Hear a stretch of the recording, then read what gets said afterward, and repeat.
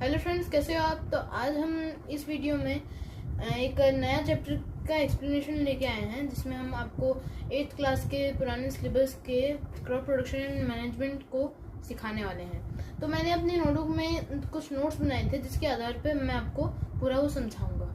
इस वीडियो को अंत तक देखिए। अगर आपको अच्छे से समझ में आए तो ज़रूर से हमको कमेंट में इस वीडियो की रेटिंग दीजिए, और साथ में अगर आपको ये वीडियो अच्छी लगे तो प्लीज़ लाइक, शेयर और सब्सक्राइब करें, और अपने दोस्तों को ये भेजें वीडियो, ताकि वे भी इस पार्ट को अच्छे से समझ सकें। तो चलिए शुरू करते हैं। देखिए, हमारा ये चैप्टर इधर से शुरू होता है, क्रॉप प्रोडक्शन एंड मैनेजमेंट। ये हमारा इंट्रोडक्शन है कि क्रॉप प्रोडक्शन एंड मैनेजमेंट इसमें होता क्या है। जैसे कि आप जानते हैं, सभी लोगों को खाना तो चाहिए ही होता है। आपने अपने पिछले क्लास में भी पढ़ा होगा। वो खाना क्यों चाहिए होता है? ताकि हम हमारी लाइफ प्रोसेसेस को कैरी ऑन कर सकें, जैसे एक्सक्रीशन, रेस्पिरेशन और डाइजेशन। प्लांट्स तो अपना खाना खुद से बना लेते हैं, और वो भी फोटोसाइंसिस के द्वारा। पर कुछ प्लांट्स और कुछ एनिमल्स, जिनमें हम भी आते हैं, वो अपना खाना खुद नहीं बना पाते। उन्हें हेटेरोट्रॉफ्स भी कहा जाता है। क्योंकि हमें खाना बनाने की जो क्षमता है वो नहीं मिली है, इसलिए हम हमारा खाना क्या तो पौधों से लेते हैं, क्या तो दूसरे जानवरों से लेते हैं। तो देखिए आगे, since we all need food it should be produced at is large scale. क्योंकि हम सबको खाना चाहिए होता है, हम सब एनिमल्स को, तो वो एक उसका जो स्केल होता है, एक मात्रा होती है, वो ज़्यादा होनी चाहिए। तो इस वजह से ये कहा गया है। और उसके अच्छे से मैनेजमेंट और डिस्ट्रीब्यूशन, मतलब किसी को ज़्यादा या कम नहीं होना चाहिए, और उनको मैनेज रखना चाहिए कि वो कभी ख़राब ना हो जाए।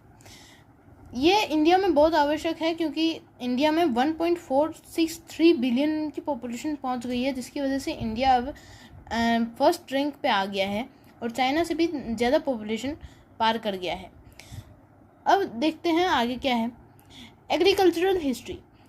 अगर हमें खाना चाहिए तो क्रॉप्स उगाने होंगे, और क्रॉप्स उगाने के लिए हमें एग्रीकल्चर की प्रैक्टिस परफॉर्म करनी होगी। पर क्या ये चीज़ पहले से होती थी? नहीं। 10,000 BC तक पीपल जो थे वो एक जगह से दूसरी जगह तक जाते रहते हैं। जैसे कि आपने अपनी हिस्ट्री की बुक में पढ़ा होगा, tribes, nomads and settle communities में। तो ये एक जगह से दूसरी जगह किस लिए जाते हैं? अपना खाना लेने और कोई अच्छी रहने लायक व्यवस्था पाने। वो कच्चे फल सब्जियां खाते, और एनिमल्स को हंट करना स्टार्ट कर दिया था, ताकि वो अपना जो न्यूट्रिशन रिक्वायरमेंट है उसको पूरा कर सके। बाद में उन्होंने ज़मीन को कल्टीवेट करना शुरू कर दिया, और उन्होंने सबसे पहले राइस, व्हीट और बार्ली प्रोड्यूस किया। तो इस प्रकार जन्म हुआ था एग्रीकल्चर का। तो देखिए, एग्रीकल्चर में हमें क्रॉप प्रोडक्शन करना होता है। तो क्रॉप होता क्या है? हम क्रॉप को अगर फॉर्मली हमें बताना होता है तो हम किस प्रकार बता सकते हैं?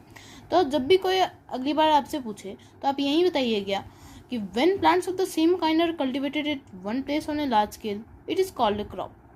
जैसे कि मान लीजिए आप एक खेत देखते हैं, जहाँ पे आप बोलते हैं कि ये वीट का क्रॉप उगाया गया है यहाँ। तो आप ये कहने का प्रयास करते हैं कि यहाँ पे जो भी पौधे उगाए गए हैं वो सारे गेहूं के ही हैं।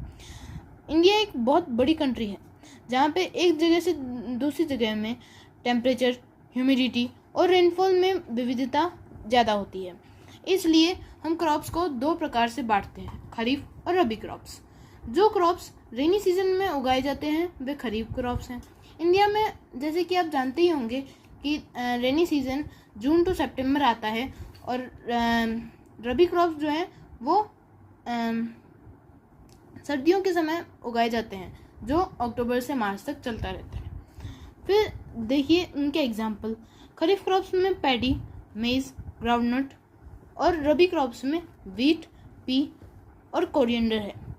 फिर आगे देखते हैं कि क्रॉप्स को हम एक और तरीके से भी क्लासीफाई कर सकते हैं। पहला है cruel, pulse, vegetable, fruit, fibre और ऑयल सीड।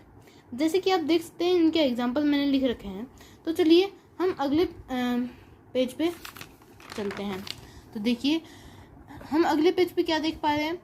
और एक और चीज़ है जो सीज़न के हिसाब से हम क्रॉप्स को डिवाइड कर रहे हैं, उसमें जायद क्रॉप्स भी होते हैं जो गर्मियों के समय उगाए जाते हैं, जिसमें पल्सेस और वेजिटेबल्स ज़्यादा होते हैं।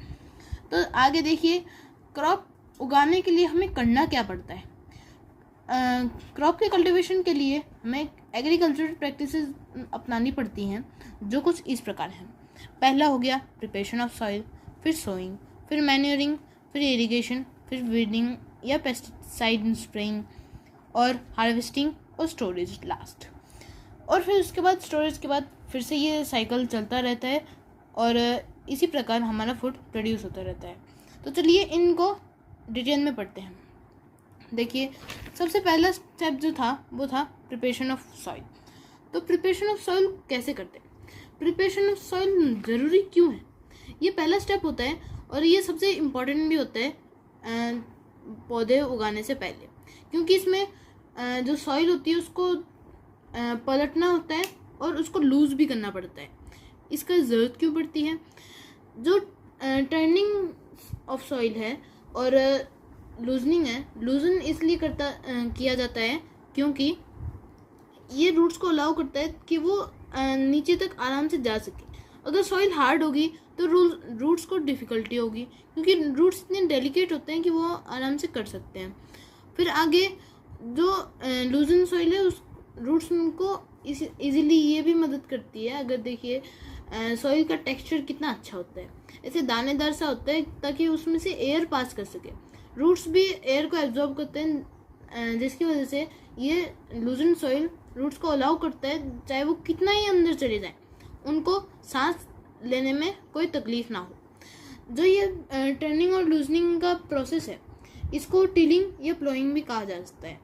टर्निंग इसलिए करते हैं ताकि जो नीचे के न्यूट्रिएंट्स हैं, जो ऊपर के न्यूट्रिएंट्स प्लांट्स एब्जॉर्ब कर पाते हैं और नीचे वाले न्यूट्रिएंट्स रह जाते हैं, तो उनको ऊपर आने से प्लांट्स को इजीली वो एब्जॉर्ब करने का मौका मिलता है।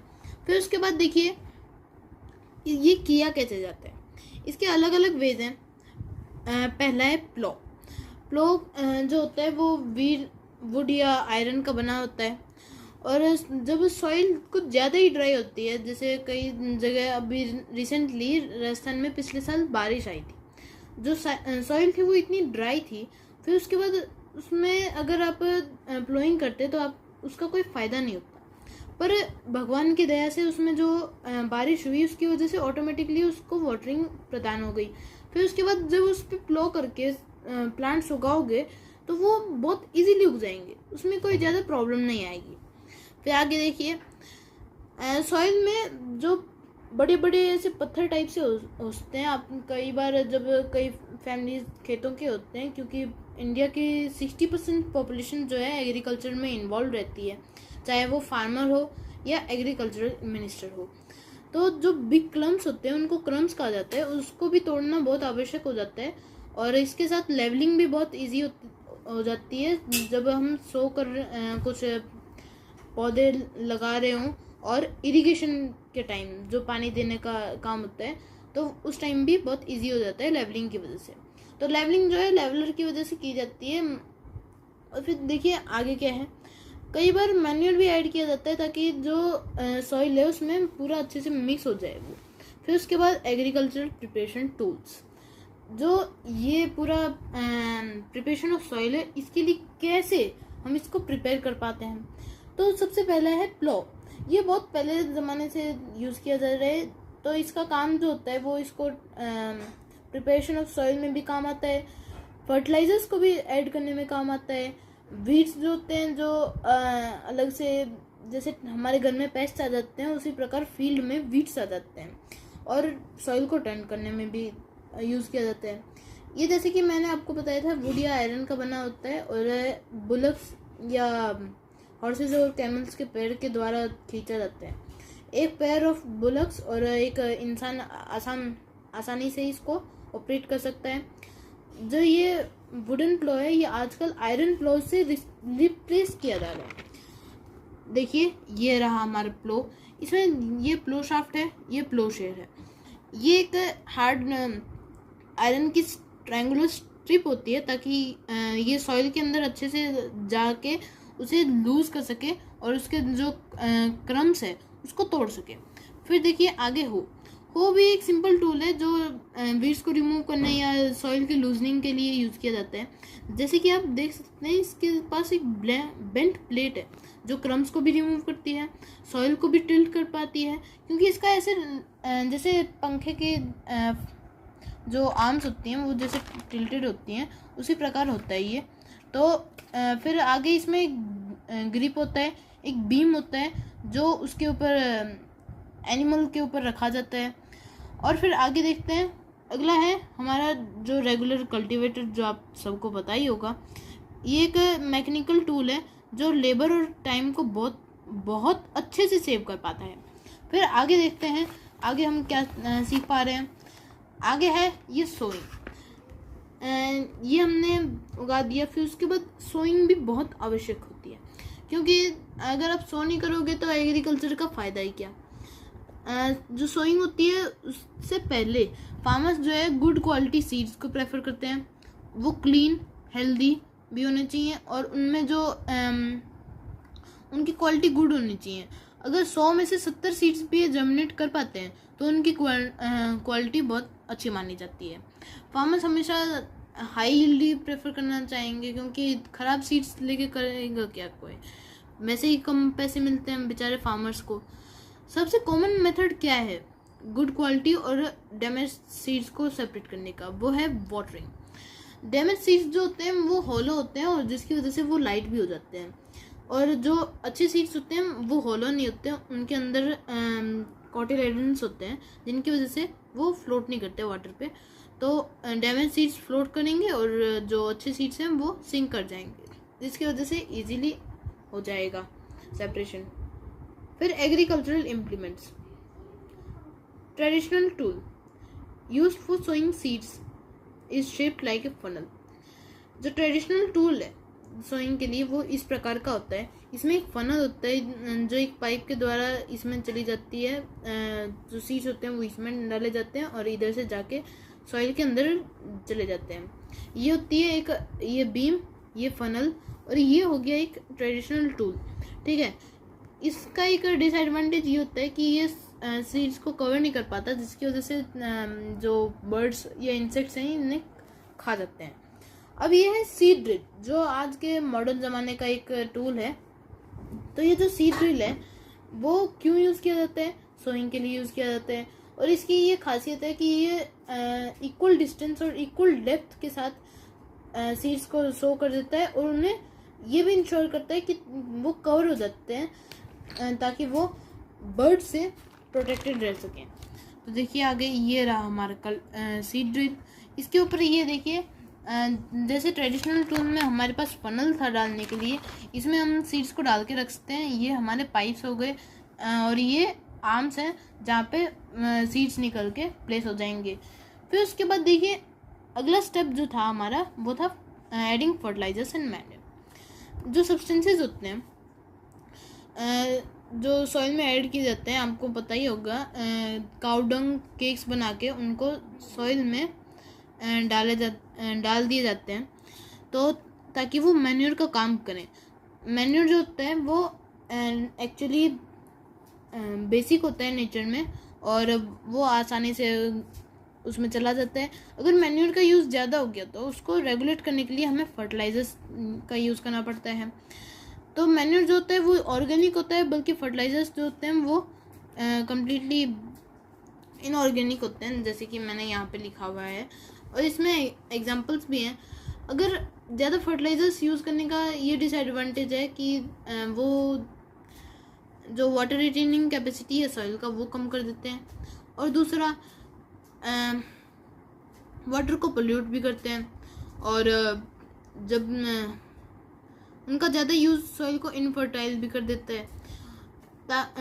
तो इसलिए मैन्योर और फर्टिलाइजर्स को साथ में डाला जाता है, और क्या तो जो खेत है उसको 2 फसलों के बीच खाली छोड़ दिया जाता है। और मैन्योर जो है सॉइल का टेक्सचर, वाटर रिटेनिंग कैपेसिटी बहुत ज़्यादा इंक्रीज कर देता है, उसमें फ्रेंडली माइक्रोब्स का ग्रोथ भी इंक्रीज हो जाता है, जिसकी वजह से जो प्लांट्स हैं उनको हेल्प मिलती है। तो अगला पार्ट में हम समझेंगे इरिगेशन के बारे में। तो चलिए मिलते हैं हम अपनी अगली वीडियो में। धन्यवाद। Like share and subscribe my video. Bye bye.